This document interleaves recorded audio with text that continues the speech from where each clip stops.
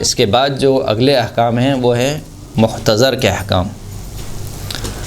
محتضر یعنی احتضار کی حالت، احتضار کی حالت کہ خداوند کریم اس حالت کی سختی سے ہم سب کو محفوظ رکھے، اور بالخصوص اس حالت میں ہمیں اپنے ایمان پر ثابت قدم رکھے، کہ یہ انتہائی سخت مرحلہ ہے انسان کی زندگی کا، اور ایسا مرحلہ ہے کہ اس میں ایک شخص مثال کے طور پر پوری زندگی مومن بن کے گزارتا ہے، لیکن اس مرحلے میں آ کے کافر ہو جاتا ہے، انکار کر دیتا ہے خدا کا۔ تو یہ جو مرحلہ ہے اس سخت مرحلہ ہے، جسے قرآن مجید میں کہا کہ وجاءت سکرۃ الموت بالحق ذلک ما کنت منہ تحید، برحق حق کے ساتھ سکرۃ الموت، موت کی غشی، موت کی شدت وہ تم تک آ کے رہے گی، یعنی یہ غشی، یہ شدت ایسی ہے جو ہر ایک کو آنی ہے۔ وجاءت سکرۃ الموت بالحق، برحق ہے کہ موت کی سختی، موت کی غشی آ کر رہے گی، اور یہ وہ چیز ہے کہ جس سے تو بھاگتا پھرتا ہے، یعنی خداوند کریم کہہ رہا ہے کہ یہ وہ چیز ہے، انسان موت سے بھاگتا ہے، حالانکہ موت سے فرار ممکن نہیں ہے، موت سے فرار ممکن نہیں ہے۔ امام معصوم کی روایت ہے کہ اذکر مصرعک بین یدی اہلک لا طبیب یمنعک ولا حبیب ینفعک۔ امام فرماتے ہیں کہ یاد کرو، اس وقت کو یاد کرو کہ جب تم اپنے اہل و عیال کے درمیان بستر مرگ پر پڑے ہوئے ہوگے، وہ حالت کیا ہوگی؟ لا طبیب یمنعک، نہ تو کوئی طبیب تمہیں روک سکتا ہے تمہاری موت کو، ولا حبیب ینفعک، نہ ہی تمہارا کوئی دوست تمہیں کوئی فائدہ پہنچا سکتا ہے۔ یعنی اگر ایک شخص کی موت آ چکی ہے، فیصلہ ہو چکا ہے کہ اس کو مرنا ہے، تو نہ کوئی طبیب بچا سکتا ہے ہمیں، اور نہ کوئی حبیب، ہمارا کوئی صمیمی دوست ہمیں کوئی فائدہ نہیں دے سکتا۔ خداوند عالم سے یعنی بار بار دعا مانگنی چاہیے، بالخصوص مفاتح الجنان میں جو دعا عدیلہ ہے، اس دعا عدیلہ کو انسان کو پڑھنا چاہیے۔ رضیت باللہ ربا وبالاسلام دینا، یہ دعا ہے اسی وجہ سے کہ انسان اپنے ایمان پر ثابت قدم رہے، مرتے دم تک انسان ثابت قدم رہے، اور خاص طور پہ دعا کرنی چاہیے کہ خداوند کریم ہم سب کی عاقبت بخیر قرار دے۔ تو محتضر کے عالم میں کچھ احکامات ہیں۔ جب احتضار کی حالت وہ ہوتی ہے کہ جب انسان کیا ہوتا ہے، روح نکل رہی ہوتی ہے انسان کے جسم سے، اور یہ روح کا نکلنا ان سے انتہائی، اسے کہنا چاہیے کہ المناک اور دردناک مرحلہ ہے۔ اسے ہم صرف الفاظ میں بیان کر سکتے ہیں، محسوس نہیں کر سکتے۔ محسوس وہی کر سکتا ہے کہ جس کے پاس آ جائے، جس کے پاس یہ موت آ جائے وہی محسوس کر سکتا ہے۔ آپ اور ہم جو ہے وہ صرف میں بتا سکتا ہوں، آپ سن سکتے ہیں، فقط اتنا ہے۔ تو احتضار کی حالت میں جب روح نکل رہی ہوتی ہے، اس وقت کیا کرنا ہوتا ہے؟ اس وقت اس شخص کو جس کی روح نکل رہی ہے اس کو قبلہ رخ لٹانا ہوتا ہے، یعنی دوسروں پر واجب ہے کہ یہ اس شخص کو قبلہ رخ کریں۔ کس طریقے سے قبلہ رخ کریں؟ اس طریقے سے قبلہ رخ لٹائیں کہ اس کے پاؤں کے تلوے قبلے کی جانب ہوں، کہ جب یہ بیٹھے تو اس کا چہرہ اور سینہ کس طرف ہو؟ قبلے کی جانب ہو۔ اس طریقے سے احتضار کے عالم میں جب کسی شخص کی روح نکل رہی ہو تو دیگر افراد پر، ان میں سے خاص طور پر ولی پر یہ جو واجب ہے، خاص طور پر ولی پر واجب ہے جو میت کا ولی ہے، اور اگر ولی نہیں ہے، کوئی دوسرا فرد ہے، تو وہ ولی کی اجازت سے، یا اسے معلوم ہے کہ ولی نے، یعنی ولی منع نہیں کرے گا، اور اگر ولی نہ کرے، منع کرے، مثال کے طور پر کہا کہ نہیں چھوڑ دو، تب بھی دوسروں پر واجب ہے کہ میت کو کس طریقے سے لٹائیں کہ اس کے پیروں کے تلوے قبلے کی طرف ہوں۔ جو مومن محتضر ہو، یعنی جان کنی کی حالت میں ہو، خواہ مرد ہو یا عورت، بڑا ہو یا چھوٹا، اسے احتیاط کی بنا پر بصورت امکان، یعنی اگر ممکن ہو، ایک ایسا مریض ہے جس کے لیے ممکن ہی نہیں ہے، یا ایسا شخص ہے مثال کے طور پر اس کے لیے اس طریقے سے لٹانا ممکن نہیں ہے، بصورت امکان پشت کے بل، پیٹھ کے بل یوں لٹایا جائے کہ اس کے پاؤں کے تلوے قبلہ رخ ہوں۔ بہتر یہ ہے کہ جب تک میت کا غسل مکمل نہ ہو اسے بھی مذکورہ طریقے کے مطابق رو بقبلہ لٹائیں۔ یہ بہتر ہے۔ پہلا والا کام واجب تھا، پہلا والا کام جو ہے واجب ہے احتضار کی حالت میں۔ احتضار کا مرحلہ کون سا ہے؟ یعنی جب انسان نہ مکمل مر چکا ہے نہ زندہ ہے، ابھی اس کی روح نکل رہی ہے۔ احتضار کے عالم میں واجب ہے کہ اس کو رو بقبلہ لٹایا جائے، لیکن ایک مرتبہ روح نکل گئی، روح نکل چکی ہے، اب کہتے ہیں کہ بہتر ہے کہ جب تک غسل نہ ہو جائیں اس کو اسی طریقے سے لٹایا جائے۔ بہتر یہ ہے کہ جب تک میت کا غسل مکمل نہ ہو اسے بھی مذکورہ طریقے کے مطابق رو بقبلہ لٹائیں، لیکن جب اس کا غسل مکمل ہو جائے تو بہتر یہ ہے کہ اسے اس حالت میں لٹائیں جس طرح اسے نماز جنازہ پڑھتے وقت لٹاتے ہیں۔ نماز جنازہ پڑھتے وقت کیسے لٹاتے ہیں؟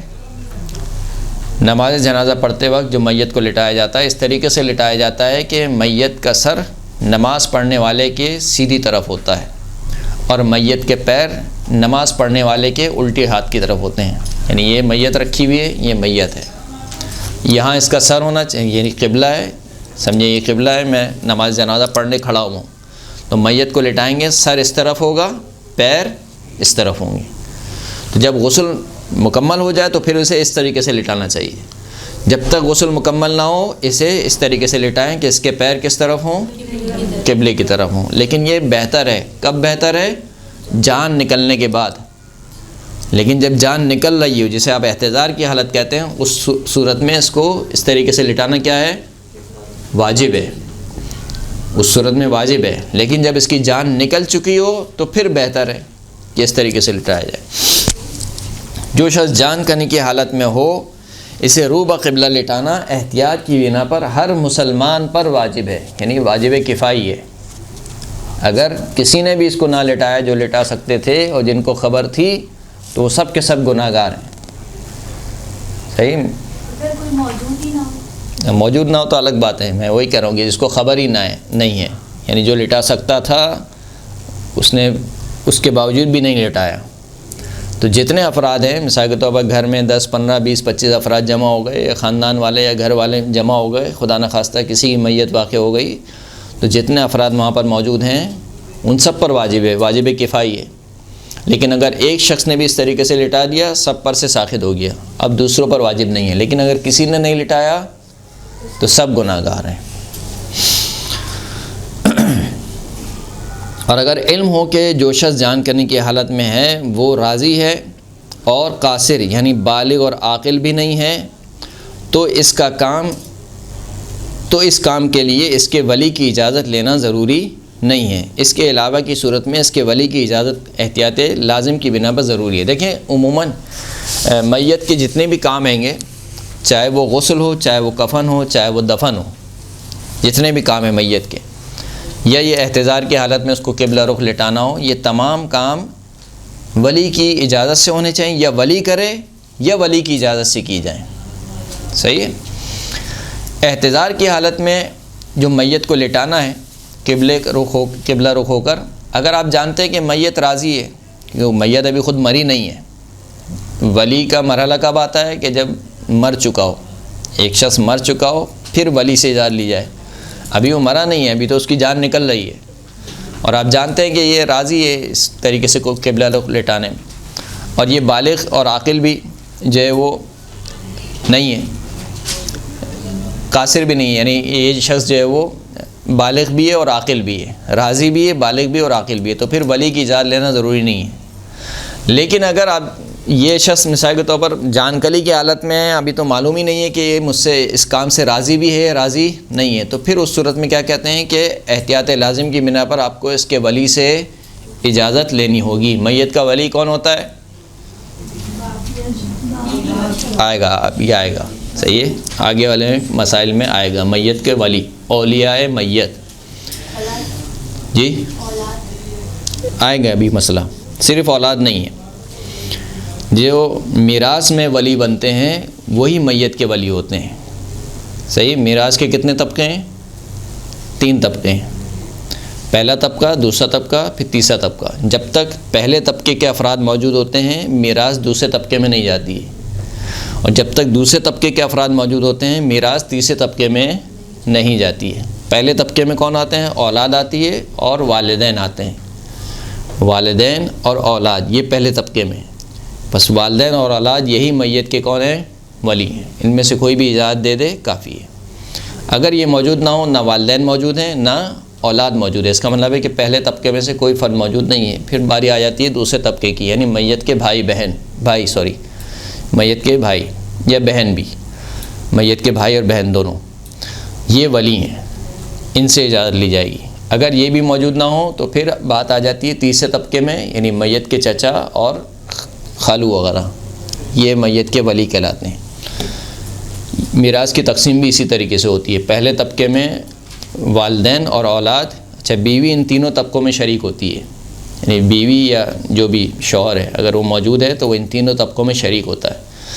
تو والدین اولاد موجود نہیں ہیں تو پھر میراث کہاں پر جاتی ہے؟ بہن بھائیوں کے پاس۔ پھر اگر بہن بھائی موجود نہیں ہیں تو میراث کہاں جاتی ہے؟ چچا کے پاس یا خالو، چچا اور خالو میں تقسیم ہوتی ہے۔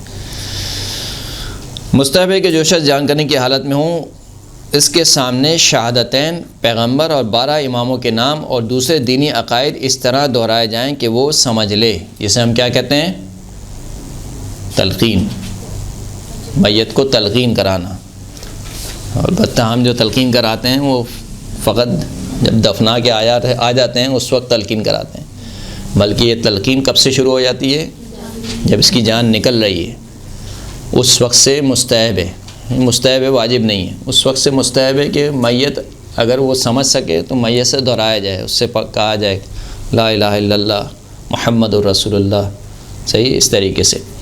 اور جتنے بھی دینی عقائد ہیں ان کے بارے میں، چاہے اردو زبان میں ہو، عربی میں ضروری نہیں ہے، اردو زبان میں کوئی خدا نہیں سوائے اللہ کے، محمد صلی اللہ علیہ وآلہ وسلم رسول ہیں، علی علیہ السلام امام ہیں، اس کے بعد پورے 12 اماموں کے نام لے کے تمام امام ہیں، موت برحق ہے، جنت دوزخ برحق ہے، صراط برحق ہے، میزان برحق ہے، کتاب برحق ہے، قبروں سے اٹھنا برحق ہے، یہ اس کو بار بار اس کو اس طریقے سے تلقین کرایا جائے کہ وہ سمجھ لے۔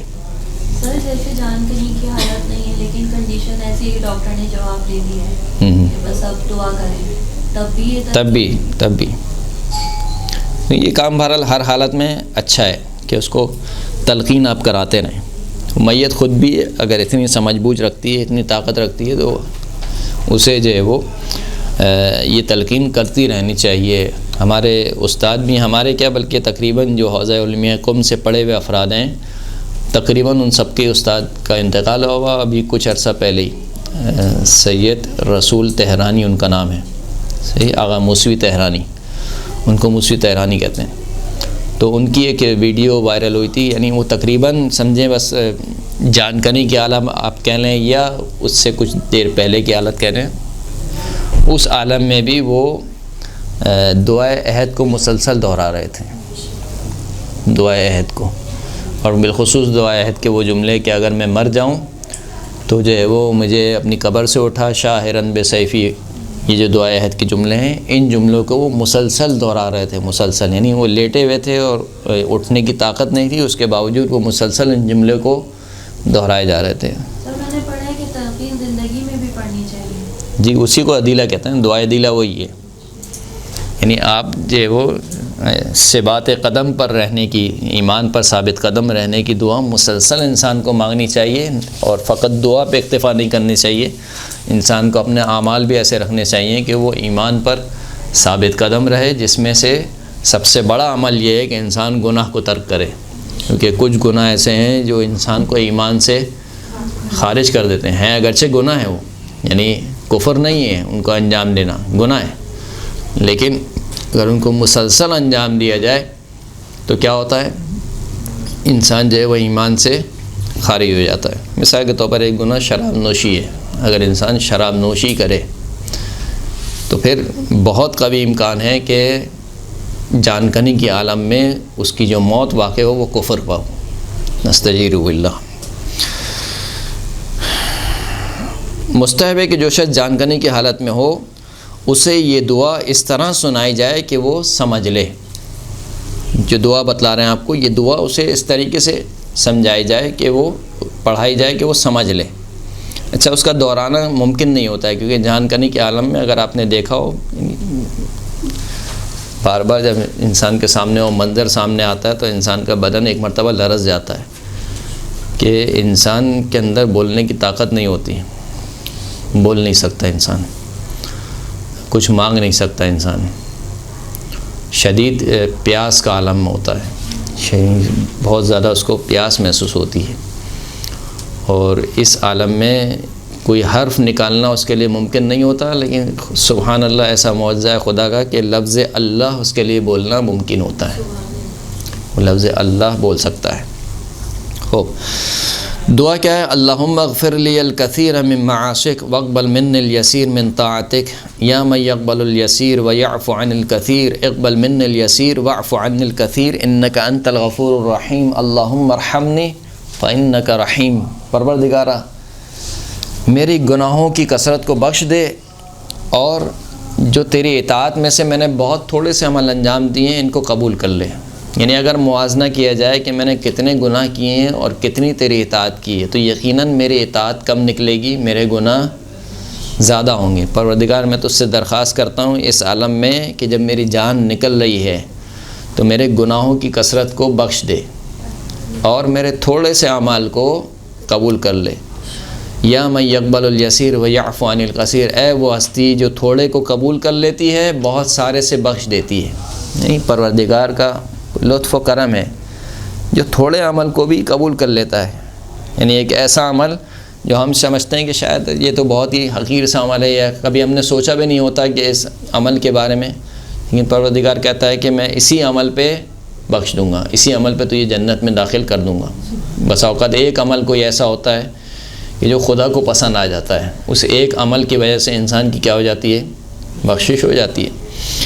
تو وہ پروردگار کے جو بہت تھوڑے سے عمل کو قبول کرنے والا ہے اور بہت سارے گناہوں کو بخشنے والا ہے۔ اقبل من الیسیر، پروردگار مجھ سے تھوڑے سے عمل کو قبول کر لے، واعف عن الکثیر، اور میرے کثیر گناہوں سے درگزر فرما، انک انت الغفور الرحیم، تو ہی بخشنے والا ہے، تو ہی معاف کرنے والا ہے۔ اللہم ارحمنی فانک رحیم، پروردگار مجھ پر رحم فرما کیونکہ تو بہت رحم فرمانے والا ہے۔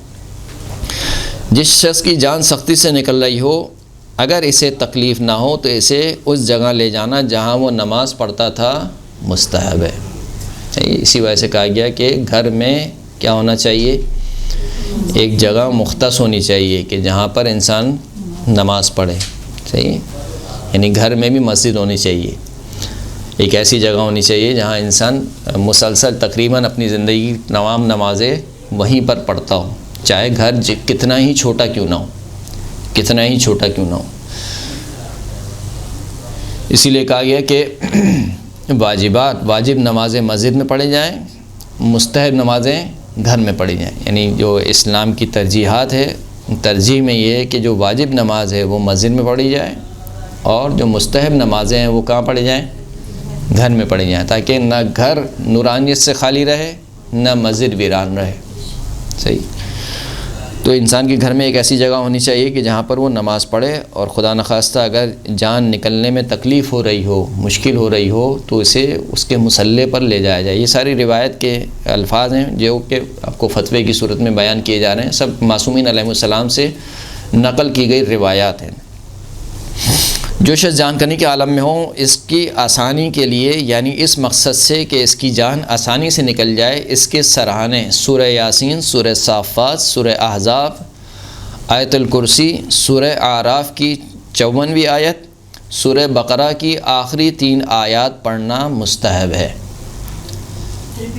جان کنی کے عالم میں جس شخص کی جان نکل رہی ہو اور اس مقصد کے لیے کہ اس کی جان آسانی سے نکلے۔ دیکھیں یہ وہ مرحلہ ہے کہ جہاں پر آپ کو میت کے لیے دعا کرنی چاہیے کہ خدا اس کی مشکل آسان کرے۔ سورہ اعراف کی بات ہے، بتا رہا ہوں، لیکن ہم لوگ یہ دعا کب کرتے ہیں؟ جب وہ ہاسپٹل میں بیچارہ، جب وہ ہاسپٹل میں لیٹا ہوا ابھی اس کا علاج چل رہا ہے، اس وقت ہم کہتے ہیں خدا اس کی مشکل آسان کرے۔ بھائی وہ ابھی زندہ ہے بیچارہ، پہلے سے اس وقت کہنا چاہیے کہ خدا جو ہے وہ اس کو صحت و سلامتی عطا کرے۔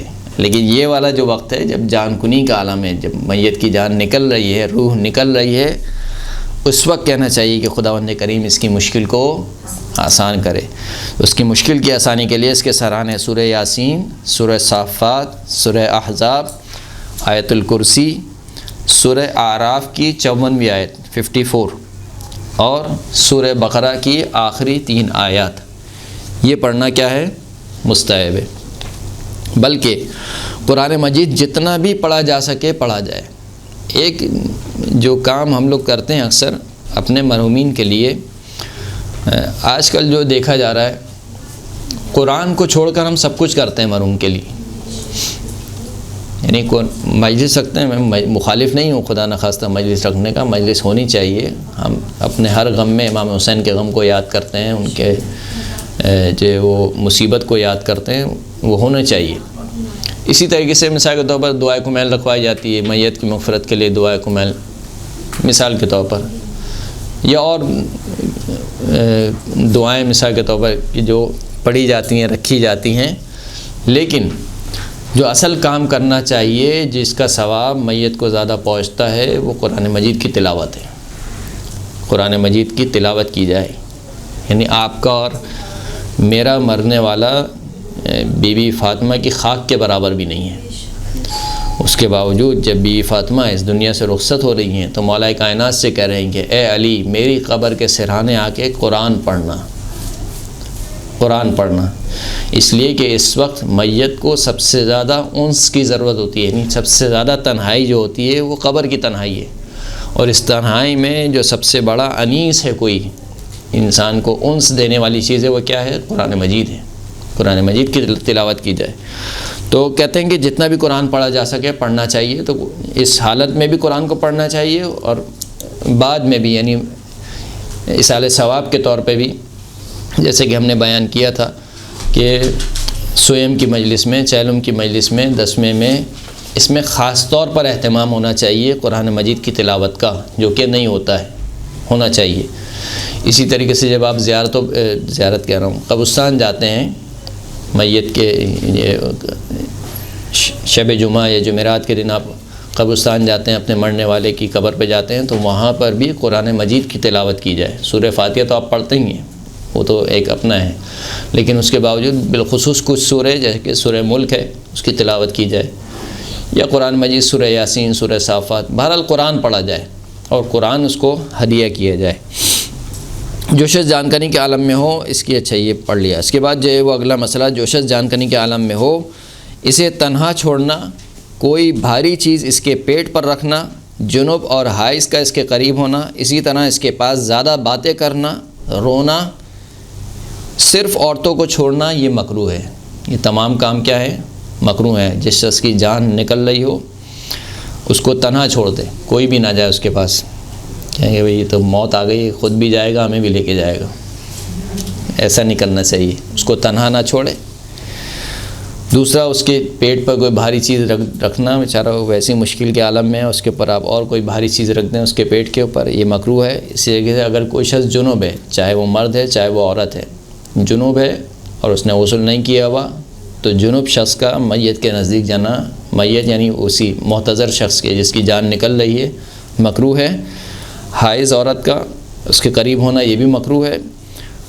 میت، یہ دیکھیں آپ کہ یعنی کیا عالم ہوگا کہ سامنے جان نکل رہی ہے اور آپ گھر والے جو ہے وہ باتوں میں مصروف ہوں، یا اس کے گھر والے نہ بھی صحیح، جو افراد وہاں پر کھڑے ہوئے ہیں وہ اپنی باتوں میں مگن ہوں۔ آج کل تو بہت بری حالت میں ہے کہ ہمارا معاشرہ، اسے کہنا چاہیے کہ بے حسی کی انتہا پر پہنچنے والا ہے، کہ ہم میت کے کاندھا دے رہے ہیں، میت کے پیچھے پیچھے چل رہے ہیں، اس کے باوجود ہم پوچھیں اور بھائی کیا چل رہا ہے، کہاں جاب کر رہے ہو؟ یعنی کس قدر بے حسی ہے، آپ سوچیں کہ میت جو ہے وہ آگے آگے جا رہی ہے، کاندھا لے کے میت کو آگے آگے جا رہے ہیں، اور پیچھے والے جو ہے وہ اپنی رشتہ داریوں میں اور باتوں میں مگن ہیں۔ جبکہ اس وقت کہا گیا کہ سخت، بہت ہی ناپسند کیا گیا ہے شریعت میں کہ آپ کسی کی تشییع جنازہ میں جائیں اور دنیاوی باتوں میں مشغول ہو جائیں۔ آپ کو اس وقت ذکر الہی میں مشغول ہونا چاہیے، یا میت کے لیے استغفار کریں، اپنے لیے استغفار کریں، یہ کہتے ہیں، یا کچھ نہیں کر سکتے، خاموش تو ہو سکتے ہیں، بندہ جو ہے وہ خاموشی سے آگے چلے۔ لیکن بہرحال اب معاشرہ اس نہج پر پہنچ گیا ہے کہ کیا کہا جائے کہ جہاں پر میت کے ساتھ سیلفی بنائی جا رہی ہو تو اس سے زیادہ آپ اس اور معاشرے سے کیا توقع کریں گے. خوب، یہ معتذر کے احکام یہاں پر ختم ہو گئے. صلوات پڑھیں محمد و آل محمد پر.